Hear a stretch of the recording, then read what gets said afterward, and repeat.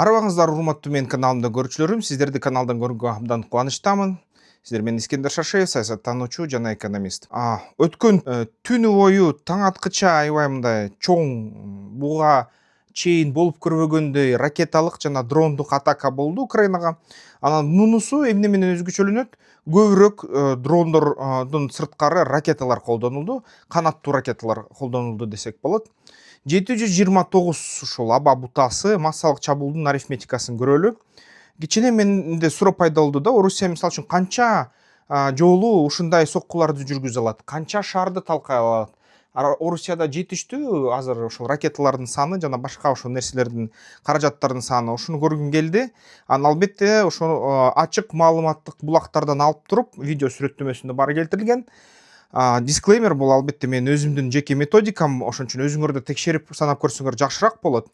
Ошон үчүн бул менин жеке өзүм практикам да, өзүңөр да санап карасаңар, эгерде шайкеш келсе анда салыштыралы комментарийлерден. Канча ракета бар Орусияда, ачык булактарда, канча убакыттагы сога алат Украинаны, жана Орусиянын болуп жаткан куралы жок көлөмдө да, Европада жок андай көлөм курал. АКШда да аз да, андай көлөм курал жок, тете мындай көп эмес. Эң көп Кытайда болушу мүмкүн, жана Түндүк Корея жана Түштүк Кореяда болушу мүмкүн. Түштүк Корея бүгүнкү күнү дүйнөлүк лидер ушундай аскердик куралдарды, ракеталарды, танкаларды жасаган номер 1 өлкө дүйнө жүзү боюнча. Европаны бүт камсыздап атат. Бирок Орусияныкы бир топ болгону менен жетеби ушул Украинаны таң чалканын чыгарганга? Ушуну бир карап көрбөйлү туугандар, силерге кызыктуубу? Ошол 2026 жылдын 2 ошол июнунда Орусия Украинага массалык аба чабуулун жасады. Ошол бул акыркы мезгилде эң ири ушундай чабуулдардын бири катары бааланды дүйнөлүк серепчилердин тарабынан. Жана чабуулдун курамы 90% дрон болду, 10% ракета болду да. Анын ичинен 729 аба бутасынын ичинен ошол 656 дрон болжол менен 90%, 773 ракета болжол менен 10% түзүп калат да, ошондой эсептегенде. Анын сандын көбүн дрондор түзөт, бирок бул дрондор ракеталык же болбосо абадан коргонуу системалардан ошо кичине аларды алаксытып, аларды сынап, алардын ортосунда тешиктерди таап, каерде жок экенин, ошол үчүн колдонулган дрондор. Анан бирок эң чоң коркунучту ракеталар жаратты. Анткени ракеталарды атып түшүрүү өтө татаал да. Патриоттор баллистиканы да түшүргөнгө, Искандер Мдерди да түшүргөнгө, кинжалды түшүргөнгө үлгүрүп атат, бирок ошол эле мисалы үчүн көрдүк, Орешникте эчтеке токтото албайт да. Ошол эле мисалы үчүн Иран Израилге атып атканда, Израилдин темир капкагыда эч бир баллистиканы жакшы токтото алган жок. Давид, баягы Праща Давида деген же Хец дегендер, Arrow деген системаларда иштебей койду да. ТААТ деген америкалыктар берген системада иштебей койду, баллистиканы токтото албайт экен. Бирок ракеталарды кичине токтото алса болот, бирок ракеталардын саны көп болсо, ошончо көп ПВО керек да. Бир ракетаны токтотуш үчүн 3 антиракета керек. Ал болсо миллиарддаган доллар. Ошон үчүн ошол Орусияда ушул жолу көп дрондорду колдонду, ПВО системаларын мындай какап кетсин деп, чакап кетсин деп. Системаларды ашыкча жүктөгөнгө ошондой колдонушту да. Анын Украина абадан коргонуу системасы канча бутаны токтотту? Маалыматтар боюнча эми болжол менен 642, 729дан да. Анан 88%ын атып түшүрдү Украинанын системалары. Дронго каршы ошол дрондорду колдонушту, мисалы үчүн ошол эле кичинекей баягы PS-1 деген дрон бар экен. Ошондой жана башка ошол сыяктуу. Ал эми ракеталарга каршы албетте кымбат, ошол батыштын алар камсыздаган антиракеталар менен коштулгон куралдар, ошол эле Spike, ошол эле мисалы үчүн Patriot, PAK-3, PAK-2 ошолор колдонулду да.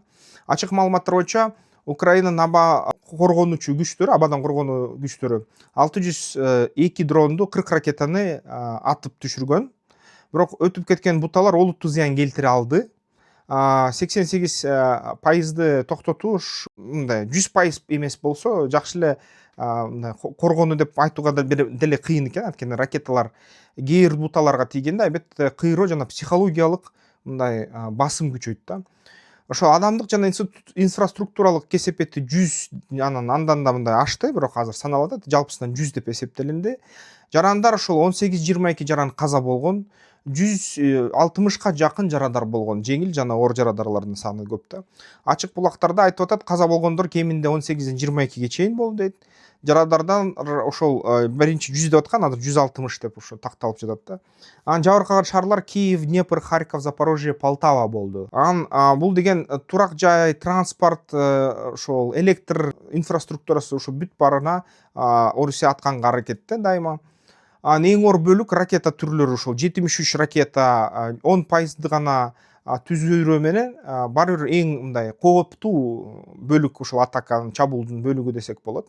Ар кандай ракета типтери колдонулган, баллистикалык канаттуу ракеталар, ошол эле калибр деген жана гиперүндү циркон сыяктуу ракеталар да колдонулду.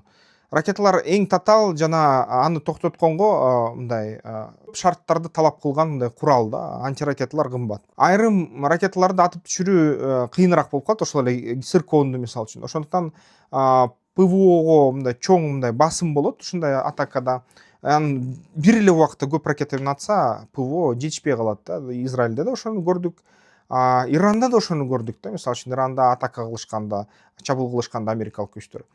Орусиянын ракета кампасында канча даанасы бар, ай сайын канча өндүрөт карасак, ракета айына баалоо мындай 150-200 өндүрө алат Орусия, бирок бул так эмес. Украинанын чалгын баамдоолорунда караганда, таянган маалымат боюнча ошо баамдоолорго X-101 деген бул советтик эски ракеталар, аларды жасаганды өздөшүргөн Орусия 70ке чейин, Искандер М-60ка чейин дейт, калибр 25ке чейин, кинжал 10го чейин. Ошол башка түрлөр менен кошкондо болжол менен айына 150-200 ракета жасай алат дейт. Анан маанилүү жыйынтыгы өндүрүш уланып жатат. Анан көп учурда бул жабык маалымат, албетте биз так билбейбиз да. Кээ бир маалыматтар боюнча ошол Орусиянын ракеталардык запасы ушундай азыркыдай 700дөн же болбосо 73 ракетадан бир түнү атака кылганга, чабылганга 200 ушундай чабуулга жетишет деп чалгындар айтып атышат. Дагы кайталап коеюн, дисклеймер, бул деген чалгындардын маалыматы жана аскер аналитиктердин маалыматы. Албетте ар бир мамлекет өзүнүн маалыматтарын коргойт. Разведка иштейт. Ошон үчүн бул деген ачык прессага чыгып кеткен маалыматтар, жабыгын канча болорун билбейбиз да так. Бирок ачык булактар боюнча ушундай болуп жатат. Анан ушундай чабуулду канча жолу азыр Орусия кайталай алат. Айтып жатышат, 2ге жакын ири ракеталык пакет айына, 2ден айына кайталай алат. Ушуну эгер бир чоң чабуулда 73 ракета колдонулса, анда 150-нү 73кө бөлсөк, анда айына ушундай чыгарса, ошол 200дү.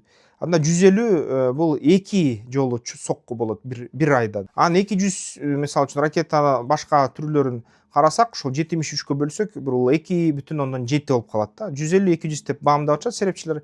200 эле дей береличи, анда 3 чабуулга чейин айына жасай алат экен Орусия. Дал ошондой күчтүү. Демек украиналыктарды ушундай көлөмдөгү чабуул айына 3 жолу күтүшү ыктымал. Жумасына ар бир экинчи жума же болбосо ар бир 10-күн ушундай бир чабуулдан күтсө болот экен да, ушундай Украина.